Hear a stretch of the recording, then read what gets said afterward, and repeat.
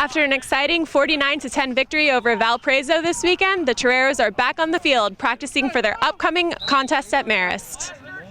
So Coach, you're going into a game against undefeated Marist this week. How's the attitude of the team changed? I've not seen any change. I mean, we take every game one at a time. We respect every team we play.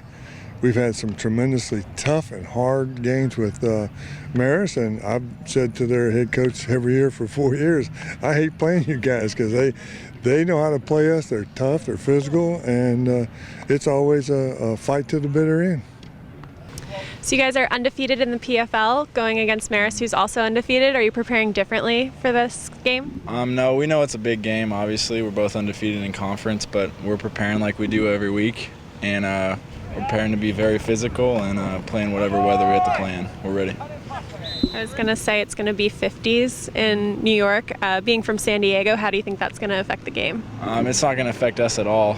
I'm sure it won't affect them either. You know, it's raining on both sides of the field, so both teams is going to have to deal with it, and we'll be fine.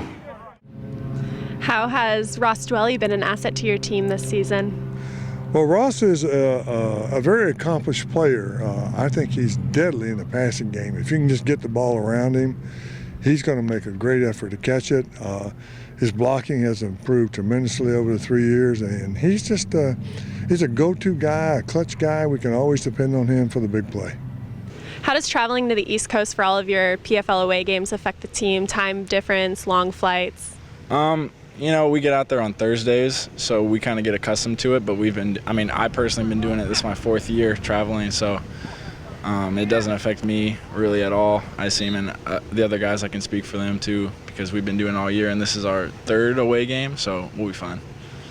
Making a special visit to West Point, where Chaplain Mullen, who just recently passed, was before USD. What's the attitude of your team going into that visit and practice there? Well, I'm sure that they'll have Father Mullen in their memory and on their minds that day. I think we all will. I mean, he was a fantastic man, a great addition to the football program. I know I admired him greatly, and I think all the players did too. He just had such a knack about him, and we're very fortunate at West Point. Lets us use their facility for a pregame warm-up, and we're going to have lunch and have a nice memory of Father Mullen while we're there.